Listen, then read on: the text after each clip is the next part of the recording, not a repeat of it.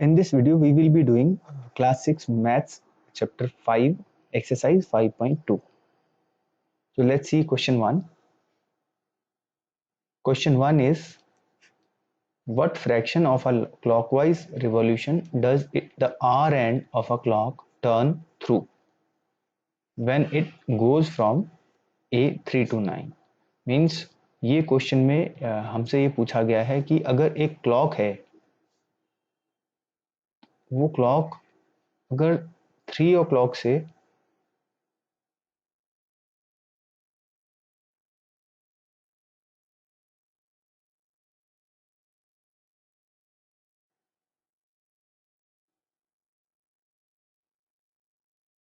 अगर 3 o'clock पर है वो एंड 3 o'clock से वो 9 o'clock चली जाती है, यानी यहाँ आ जाती है, तो कितना फ्रैक्शन मूव किया उसने? तो ये हम we will see them in a better clock. Yes, हमने इसमें देख लेते हैं.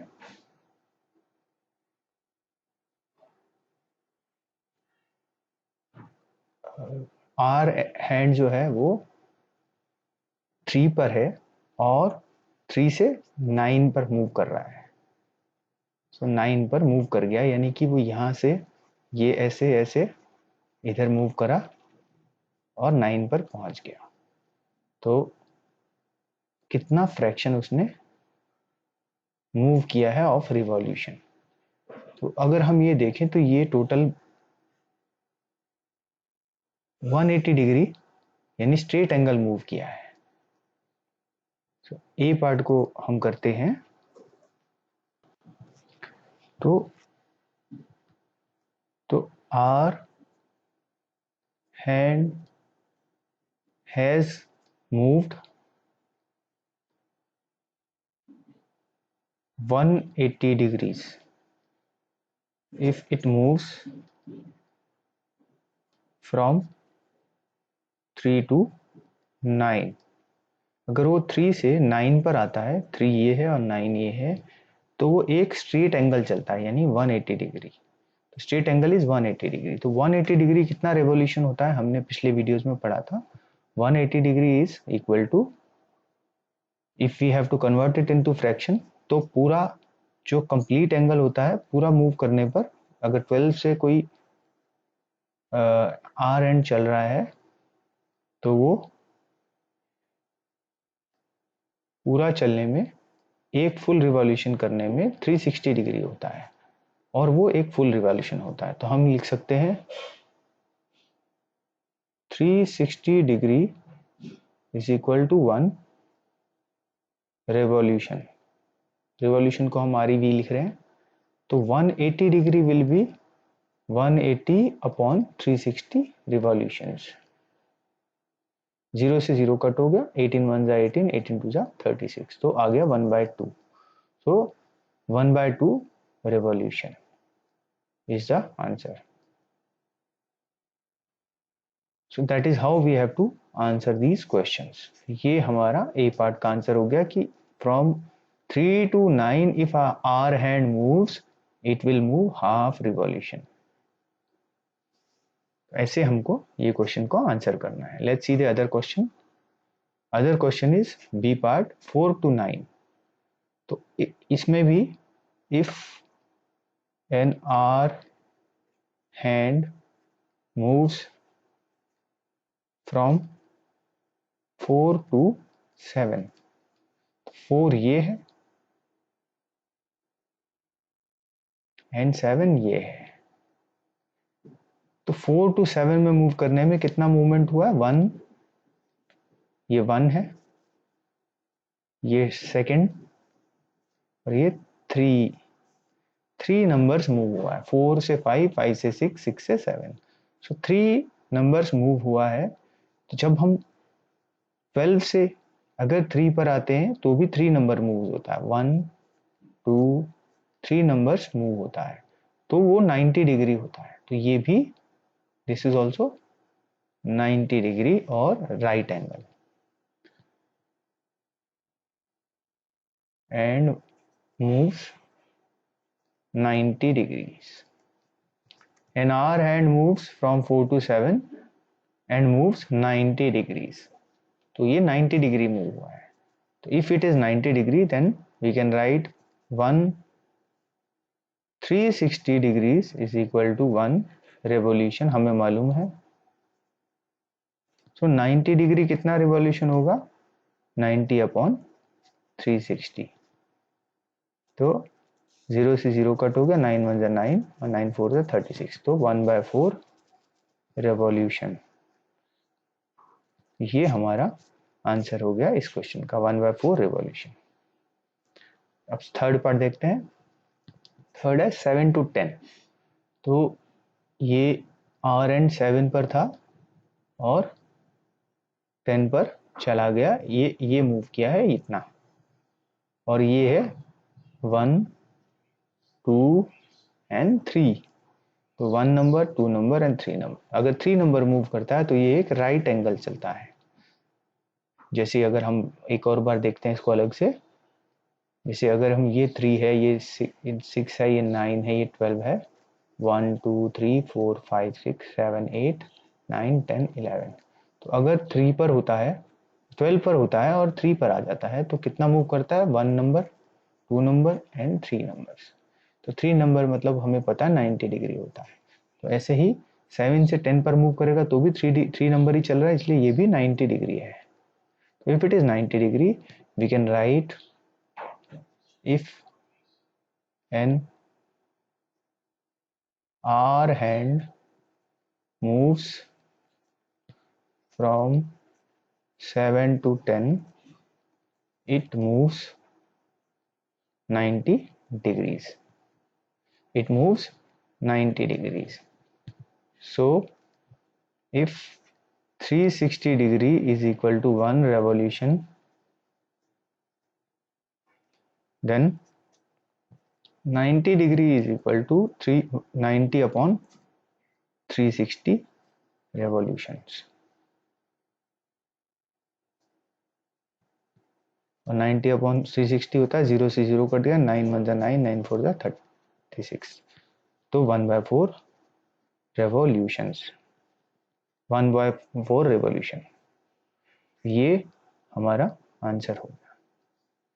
तो सी पार्ट हो गया। Let's see the D part. D part में है it is at 9 and it is move to, it is at 12 and moving to 9, यानी 12 पर है और 9 पर ऐसे मूव करके आता है।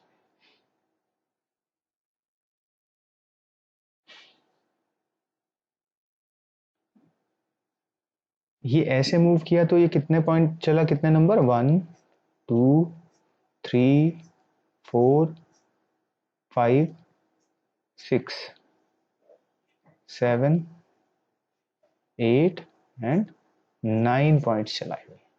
तो 3 points is equal to 90 degree, 6 point is equals to, अगर 12 से 6 पर आता है तो 180 हो जाता है, और अगर 9 पर जाएगा तो 180 प्लस 90 270। तो this is 270 degrees. If an R hand moves from 12 to 9, ये क्योंकि ये क्लॉकवाइज डायरेक्शन में चल रहा है, ये इस डायरेक्शन में चला है, इधर से इधर की तरफ आ रहा है, तो ये कितना चला है, total 270 degrees. It moves 270 degrees, यानी एक रिफ्लेक्स सेक्शन बना, रिफ्लेक्स एंगल बना है इसका। So we know if 360 degree is equal to 1 revolution, then 270 degree is equal to 270 upon 360 revolution।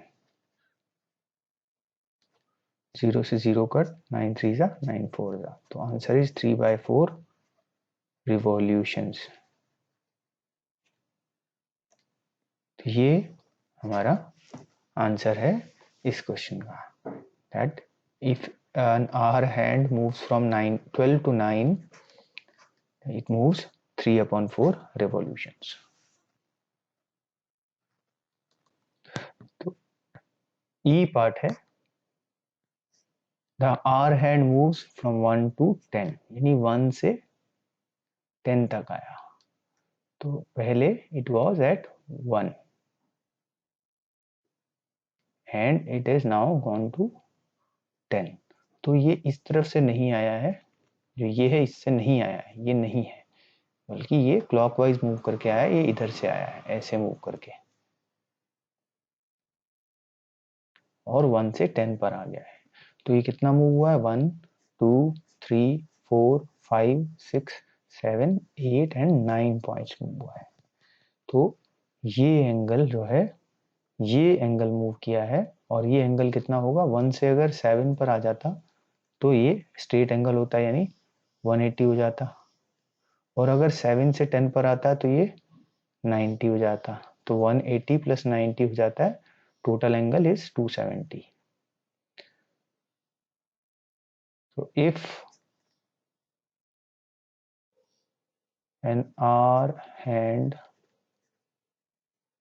moves from 1 to 10, it will move 180 degrees plus 90 degrees, that is 270 degrees।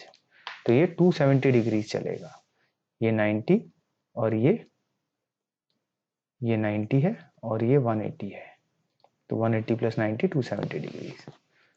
So if 360 degrees हमें पता है is one revolution, then 270 degrees is equal to 270 upon 360 degree. तो 0 से 0 cut हो गया, 9 3 जा 27, 9 4 जा 36, तो आ गया 3/4 रेवोल्यूशंस। तो ये हमारा आंसर है ई पार्ट का। अब एफ देखें, एफ में 6 से 3 तक पाया, तो पहले ये 6 पर था और ये ऐसे मूव किया है और मूव करके ये 3 तक आ गया है।